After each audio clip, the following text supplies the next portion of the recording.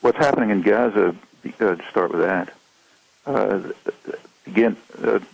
basically the current stage of what's going on, there's a lot more, begins with the Hamas election back at the end of January. Israel and the United States at once announced that they were going to punish the people of Palestine for voting the wrong way in a free election, and the punishment has been severe. The latest phase began on June 24th, when Israel abducted two Gaza civilians, a doctor and his brother. We don't know their names. You don't know the names of victims. They were taken to Israel, presumably, and nobody knows their fate. The next day, something happened which we do know about a lot. Militants in Gaza, probably Islamic Jihad, abducted an Israeli soldier across the border. That's Corporal Gilad Shalit, and that's well known. First abduction is not.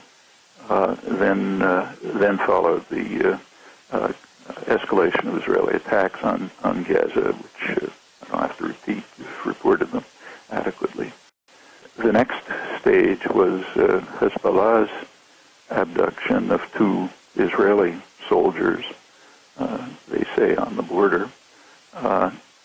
Their official reason for this is that they are aiming for a prisoner release. There are a few, nobody knows how many.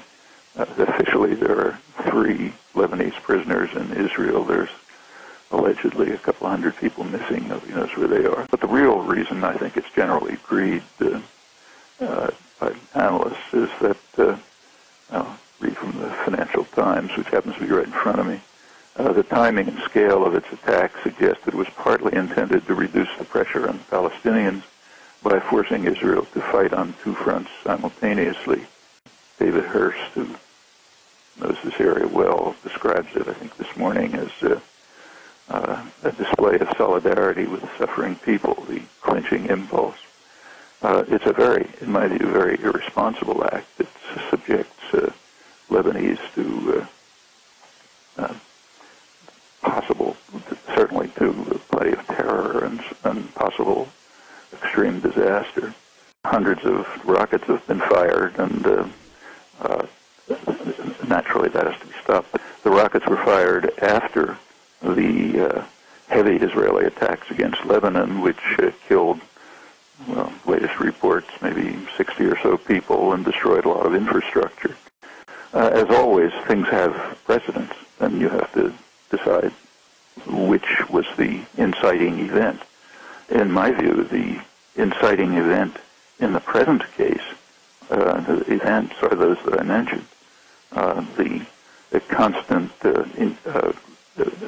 intense repression, plenty of abductions, plenty of atrocities in Gaza, the steady takeover of the West Bank, which in effect, if it continues, is just the murder of a nation. That's the end of Palestine.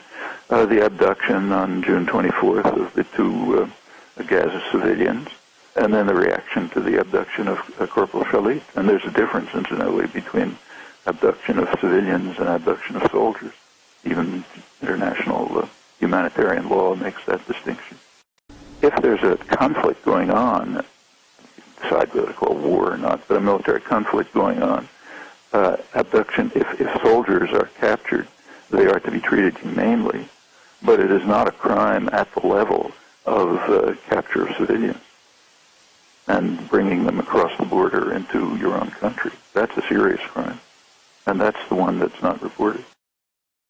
And in fact, remember that, I want to tell you that there are constant attacks going on in Gaza, which is basically a prison, huge prison, under constant attack all the time. Economic strangulation, military attack, assassinations, and so on. In comparison with that, abduction of a soldier, whatever one thinks about it, doesn't rank high in the scale of atrocities.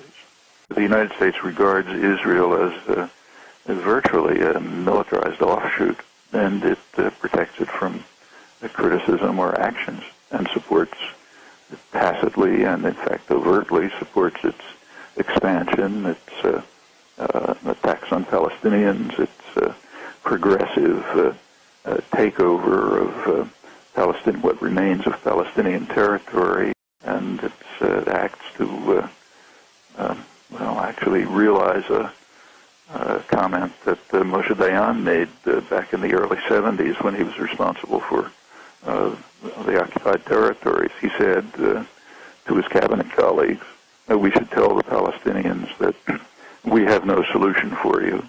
You will live like dogs, and whoever will leave. And we'll see where that leads. And that's basically the policy. And I presume the U.S. will continue to advance that policy in one or another fashion.